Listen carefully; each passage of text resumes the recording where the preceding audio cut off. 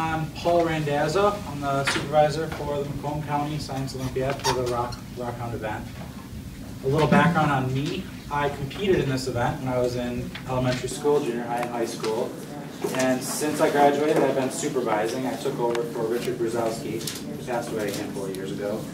But I worked with him and then took over for him. So, you know, I can't leave Science Olympiad. I'm stuck here. So I'm going to go through a brief PowerPoint, and then Ron's going to talk a little bit about the workshop. Okay, so Science Olympiad, journey to the study of science. We all know that Science Olympiad is not specifically limited to the exceptional student, although in fact most of the kids we have are very exceptional. I try and encourage you to be inclusive with anybody who's interested in it, even if they may not make it to compete or be the best options. Try and be as inclusive as you can. So briefly what I'm going to talk about is the event itself. Some tips for you to coach, how to make tests, how I make tests, how you can make practice tests, how to put together a team, some strategies for taking the test, and some different resources. So the first thing, you'll have a team of up to 2, so you can send 1 if you choose, but usually a team of 2. And they'll need to learn about rocks, minerals, and geology. They're allowed to bring a writing implement, only a pencil, okay? So bring pencils and a chart, which I recommend that they will have made. I'll talk more about that in a minute. The test format, I will probably have 20 individual stations and about 100 questions. So what do we cover?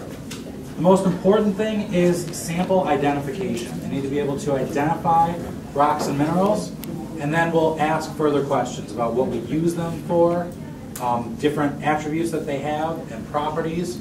This year, special for 2015, we're having an emphasis on igneous rocks. I'll talk about that more in a second. So this year, to keep the event a little bit fresh from previous years, we decided to add 3 rocks and 3 minerals. So the 3 igneous rocks that we added are diorite, which is like a salt and pepper, a black and white igneous intrusive rock, gabbro, which is a very dark intrusive rock, and rhyolite, which is a pink extrusive rock. They're easy to identify. That's part of why I chose them. They're all samples that will be used in the competition for secondary if they get in to compete. Yes? So will your rhyolite sample definitely be pink? No, not necessarily. Okay, so then I also chose 3 minerals that are igneous rock building minerals. These are frequently seen in igneous rocks. Hornblende, labradorite, which is a type of plagioclase. I'm focusing on labradorite because it's easy to identify, and olivine. So I don't want to give you the wrong impression. This igneous rock emphasis, the event is not going to be focused largely on igneous rocks. It's going to have a little bit of additional igneous rocks in it, but it's still going to be basically the same event that it always has been. So there's still 10 other rocks that are not igneous that need to be covered, as well as all the other minerals, 20-some minerals. So there will be a little bit more on igneous rocks, but not significantly so. So please make sure that your students spend adequate time studying everything. Okay, so as far as what I expect of them and what they can expect of me, I will only ask the students to identify a sample that's on the list. I may use other samples that show some particular property that they can easily identify, but I won't ask them to identify it if it's not on the list. So I might have something with a very specific cleavage or fracture, and I'll ask them to identify that cleavage or fracture, but I won't ask them to identify it if it's not something that's on the list. As always, go to the Macomb County website to check for any rules clarifications. If there's anything I missed in the FAQs, that goes for all the events. You should know that. Okay, so really briefly, if we had to sum it up into a paragraph, rocks are broken down into 3 groups: igneous, sedimentary, and metamorphic. And rocks are a combination of minerals. The types of minerals and their proportions tell us about how the rock formed. So that's kind of the important things to learn when it comes to the rocks. Minerals, on the other hand, are pure crystalline solids. So they're not mixed up like rocks, they're just one thing. And they have tons of different properties that we looked at. We could have hardness and streak, specific gravity, luster, habit, form, all sorts of things. And quite frankly, don't treat this list as these are all the properties that the students need to learn. If they master and understand these, there's tons more properties. So as much as the students can learn, feed them information. So what should you guys be doing as coaches? You should be practicing, get the kids to practice. Most importantly, get their hands on samples if you can. Let them touch rocks, touch minerals, take a good look at them. At your meetings, have them arrange the specimens. I'll talk more about that. Have them build charts and make diagrams. Anything to help with identification and properties. As far as the actual event, the way that it runs, I'll have 20 stations which will be in boxes. I'll tell the students when to open the box, and I'll tell the students when to close the box. So the lids of the boxes will have a letter on them. They run A through T if I do 20 stations, which I probably will. So they can go to the next letter in the alphabet. That's how they know which station to go to next. Inside the box, when they open up the box, the questions and the multiple choice answers will be listed on the lid of the box underneath. So we'll open the box up, and the questions and multiple choice answer options will be listed there. And then in the box will be the samples. Occasionally I'll have samples that don't fit in the box that I'll put next to the box. But largely the samples will be in the box. Are the students allowed to touch the sample? Yes, I will tell them that, and they're not only allowed to, they're encouraged to touch and pick them up, as long as they treat them with respect. So it's going to be multiple choice, it's going to be Scantron, so they need to use a pencil. I'm going to have some questions that are worth 1 point and some questions that are worth 2 points. That's going to help me have a larger point base so I can help separate all the teams, because we have a lot of teams competing. I'm not going to mark which ones are 1 point and 2 point questions, so it's not obvious to them. They should just do their best on everything. So as far as what you guys should do, give quizzes. There should be quizzes at every meeting. Something about, I don't know, anything, even if it's just a few questions. Have them quiz each other, flashcards, any kind of activity that you could come up with or game to get them to learn about the properties and learn about identifying and grouping the samples. One of the best activities that I think you could do is have them arrange samples into groups. So give them a pile of rocks and a pile of samples. On the first class, maybe try and have them separate the rocks and the minerals. And then have them separate the igneous and the metamorphic and the sedimentary rocks. And then intrusive and extrusive. And whatever groupings you can come up with, mineral families, quartz family, gypsum family, whatever you can come up with, to have them arrange things so they can see the similarities and the differences between different rocks and minerals. Charts are something that they're going to bring to the event. Back when this event started, there was no limit on the chart. They were allowed to do anything. And it seemed that every year, people were bringing more and more elaborate charts. Eventually, some students were bringing poster boards, and we even had a team that literally brought a 4x8 sheet of plywood with rocks glued to it, and charts and everything written. They had to leave it up front. You couldn't even use it. So sometime after that, we made a rule that the chart has to fit in this box. And then we ended up having to disqualify a team because their chart wasn't accurate. So we decided the following year to eliminate that rule, because that's not in the spirit of the game. So there's no limit on the chart. They can do whatever they want. But my honest recommendation is to make a chart that they can use. They should make their own chart, and it should be something that they can use. They're going to have 1 minute per station. So if there's something that they don't know, the hardness of a mineral, they can identify if they don't remember the hardness. They should be able to look at this chart quickly and easily and figure out the hardness. So the more information that's packed in there sometimes is a detriment, because it's burying the information that you're going to want to get to.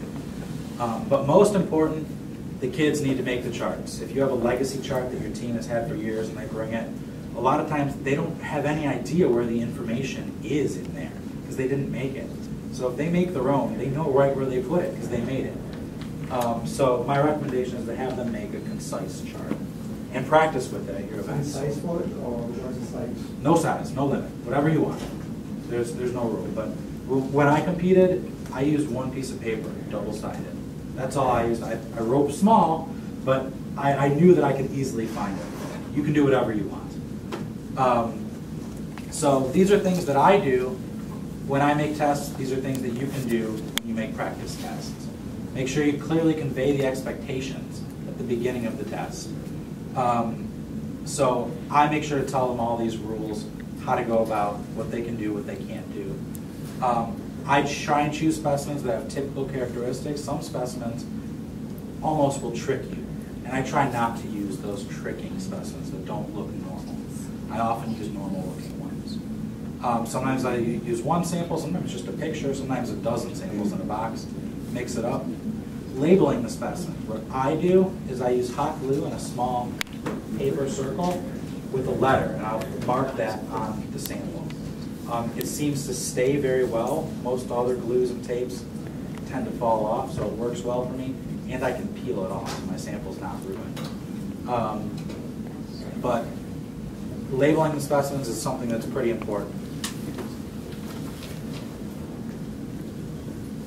Sometimes you may want to give them lots of information when you're asking them questions, sometimes even extra information. Sometimes you might not want to give them very much. Sometimes if they want to look at something very small, you may want to give them a hand lens or a magnifier or a loop.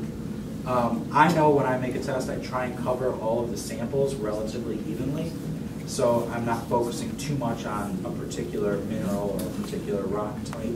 I try and cover everything pretty evenly. The traffic pattern going around the room, I explain to the kids pretty thoroughly, and that's also part of why I tell them when to open and when to close the box. Because sometimes they get confused and they don't know what to go to next. And I don't want them to lose any time at the station. So I make sure that they know exactly where they're going.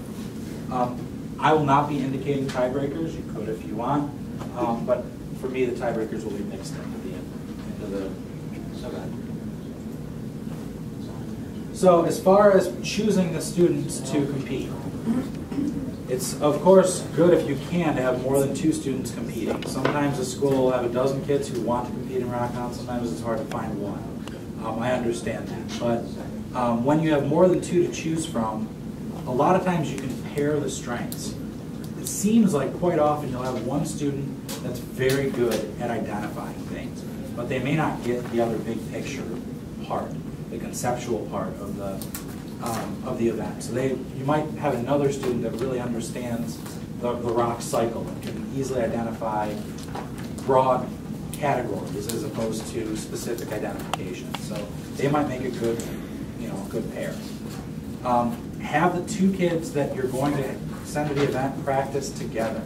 I've seen kids fight for their whole minute at the first station over who's going to mark down the answers, and then they didn't mark anything down because they just argued for a minute, and they lost their whole time. So make sure that they have worked together before and they can work together, particularly under pressure. So it's important to know the event, read the rules. I've seen some coaches and heard stories of supervisors in other events who were using old copies of the rules from a couple of years ago, which may not reflect what's going on today. So you know that the rules are on the web page.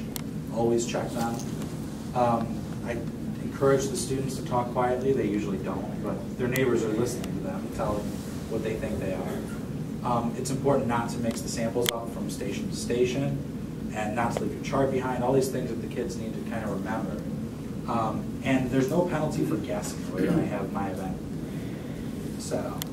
So if they run out of time, I always encourage them to fill in something. Don't leave anything blank. It could only help them. So basically the most important part of this event is to be able to identify the samples on the list. Without that, you won't get any of the secondary questions that you're going to ask. So first, build on solid identification.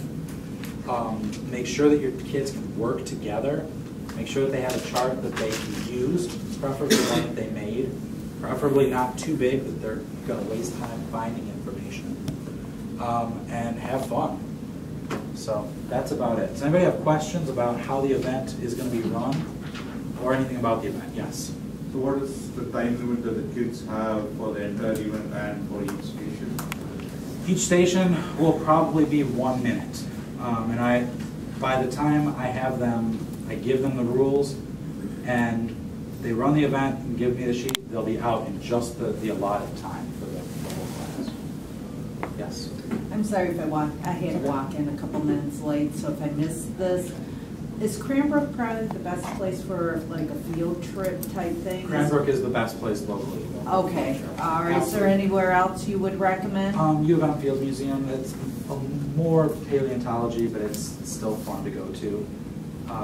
Well, with this event, would that help out any, or Cranbrook is maybe? Cranbrook is the best. Okay. Locally, Cranbrook is the best place to go. All right. Yeah. Thank you.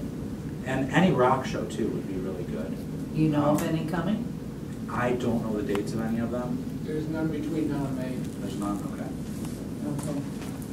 Yes. You said the majority is on identification. Yes. So besides identification, are you just looking for like the properties, characteristics, just And uses, almost anything that about that rock, things you do with it, or things that it can do, or any properties, features that it has. The sky's the limit, really, after that. But without being able to identify, you can't really answer any of the secondary things. So each station have a question, or you make questions later? How do they answer the question? Each station have a question to answer? Each station, yep, they have question and answer. So there'll be usually about 5, sometimes 4 to 7. The questions and the options will be on the lid of the box, and they have to mark them on their scan sheet. Once their minute's up, they won't be able to go back to the station and see the question. Once you leave the Olympiad station, your countdown must be finished. Yes, you got it. The 5 questions in each.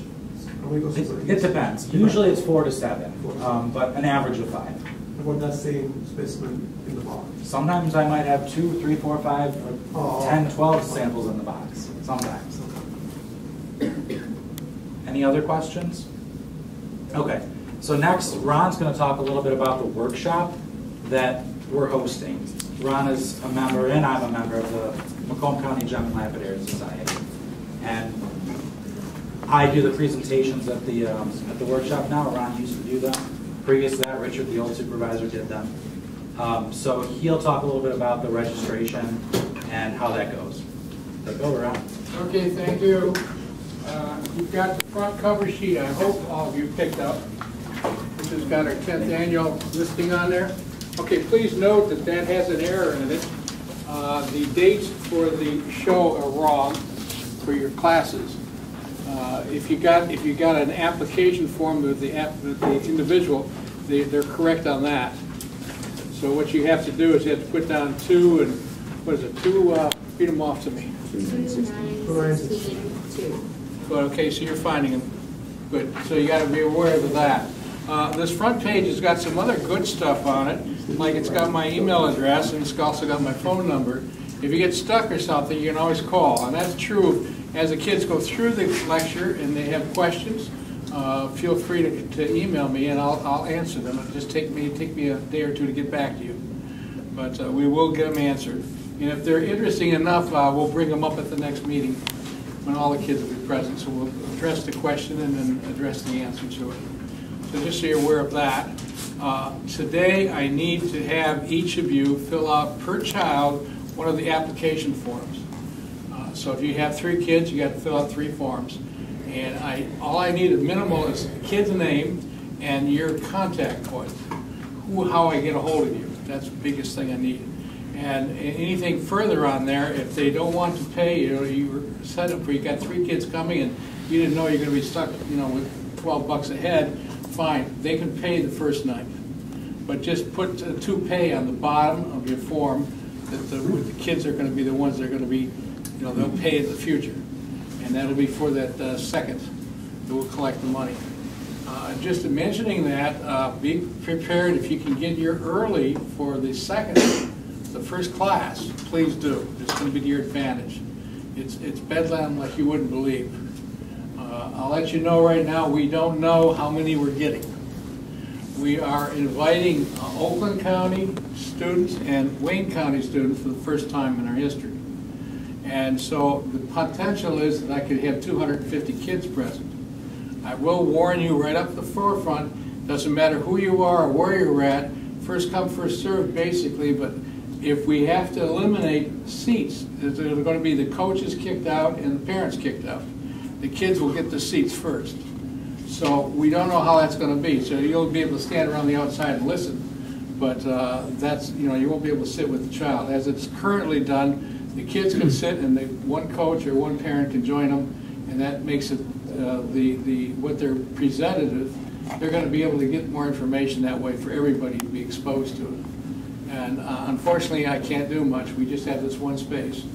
And so we can fit about 205 people total, I'm told. And so we have to find a way to fit everybody in. And the Science Olympiad surprised us very much by not telling us that they were going to do this. And so we found out a few weeks ago that lo and behold, that Oakland County's coming in as well as Wayne County. And I have no idea how many or where they're from or so forth. So we're going to learn that together. So if you can get the forms filled out today and back to me, I would appreciate that. If you got payment, that's even better. You are aware of what you're getting. Paul, you want to hold up that one kit? You're getting a 30 sample kit of rocks and minerals. They're completely identified. Each one's got a tab on it, and there's a label section with it. And plus, we have a secondary kit that we've put together ourselves. And this one, we could make it tailored to our own choices. Just so you're aware, the secondary kit contains rock material called citrine, which is a real pretty sort of a citrine colored material. And they ran out. They did not have enough citrine to go around. And so they substituted for that orange calcite. But again, it's trying to show you the different colors that appear in rock and how you can use that to identify different kind of materials. So it's to your advantage, you know, everybody wins on that, so you'll get one or the other. That's the point. Now, these new ones that Paul's just told you about, we're going to make an effort to get them available for Monday nights, first class. I don't know if I will or not, but I will try to get them for everybody. It's going to depend upon cost and shipment to get them to us. And so the cost is going to be really questionable. You are aware you're paying $12 for $28.50 worth of kits, and it's only costing you $12. We have a fund that's very, very nice, and they're supplying us with a certain amount of money, and that's offsetting the cost down to $12 a head.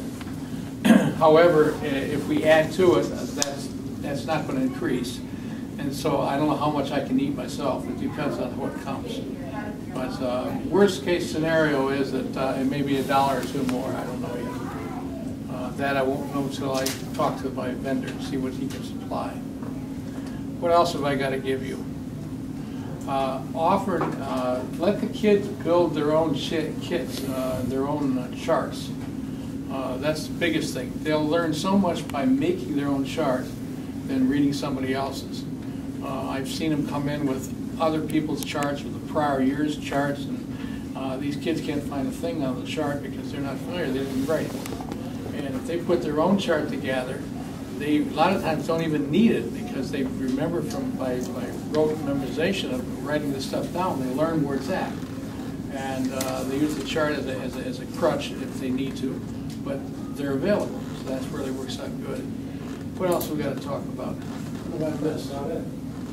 Well, I got our club president behind me. He's joined me today, and we're going to do something new. We're sure what the timeline's going to be, but we're going to try to get all this stuff online so that you can go to how are you doing? If I may, so the intention is we'll be assembling a private Facebook page that the coaches and whatnot, parents maybe can friend and then have access to as a forum for questions and answers discussion, I mean, keep in mind, there's competing teams, but there's still questions to be answered. It's maybe more efficient to answer them once that way. And then moreover, to record the lectures from these 3 classes and make those available as a private archive, via a private YouTube channel. So, we'll embed it in the Facebook page. You can view it on the channel. If you want to review the lectures later, oh, I thought I took good notes. What did I miss? Let me hit rewind. And so to make these things available, specifically for the people that took the action step instead of, signing up for these classes. We don't want to just broadband it because that, kind of, mitigates the work that people are putting into being active about this. So that's something to expect. And we'll have more specifics on how, what we're calling the page and how one, enrolls in it for the 2nd of February, which of course would be a mandatory attendance. But just know that those things will be available for you as an additional resource. Something that I will be doing, if you send questions to me, email me. I'll get you an answer personally, but I'll also, depending on the questions, see if we should give them to Paul to present at the next major meeting we have, so we can share the question with the whole crowd. Because there's a lot of times the kids will pick out something that we don't think about that really nails the thing down real well. So we want to spread the word on those. So please don't hold us on this attempt to become electronically proficient, but we will do our best to bring something up so that it's more usable to get to. I found out that there's a lot of discrepancies between the Science Olympiad site and our club site, which is mcgls.org, if you're curious. The club site will give you what's currently going on in the club, but that one has not been really upgraded much in the last 2 or 3 months, to be very honest. So there's a lot of misinformation in both places. I like it when they go and they tell us how they're changing our program. They don't bother telling us, but that's just the way things work. We'll get better at this as we get down the road. If there's any other questions on this, please ask. Go, sir. Are there any books or any other online resources that you could refer to? I would advise all of you to go to a library and go ask them for the rocks and minerals section of the library. There's half a dozen little simple books that you can get checked out of the library that will give you what you need to know about this. But one of the problems to watch is, for example, they put one book out that's got over 800 pages, and it's nothing but a compendium of all the individual minerals that exist in the world. Now, if you get into that and discover that there's 2,800 minerals, the kids are going to completely be swamped. It isn't going to work. But if you go to the front section of most of these rock and mineral articles, you'll find in there a basic description of what the various classes of rocks are, and you'll see also simpler minerals. And this will let you look all this stuff up. But a reference book is very much I would get. The little golden books, probably not from the 60s, is very good. Sometimes you can find older books that you find in the library, write them down, and go up look up on eBay and see if you can buy them. And they're often $1 or $2 each. And so you can build your own library as such. And so you can use that process to give yourself background information. And remember, anytime you got, Paul's here, I'm here, and we'll even stick the Prez with some of these crazy questions. And if you guys come up with stuff and we can't answer them, we'll get somebody that will. This is the whole thing. We historically have had kids give us questions that no one knew the answers to. And so our stock response is, oh, that's a really involved. We're going to hold that till next week, which gives us a whole week to scramble to figure out what the heck he's talking about, this type of thing. So we go at it in that fashion, but we do give you answers to all this stuff. I don't know if there's any other questions or anything.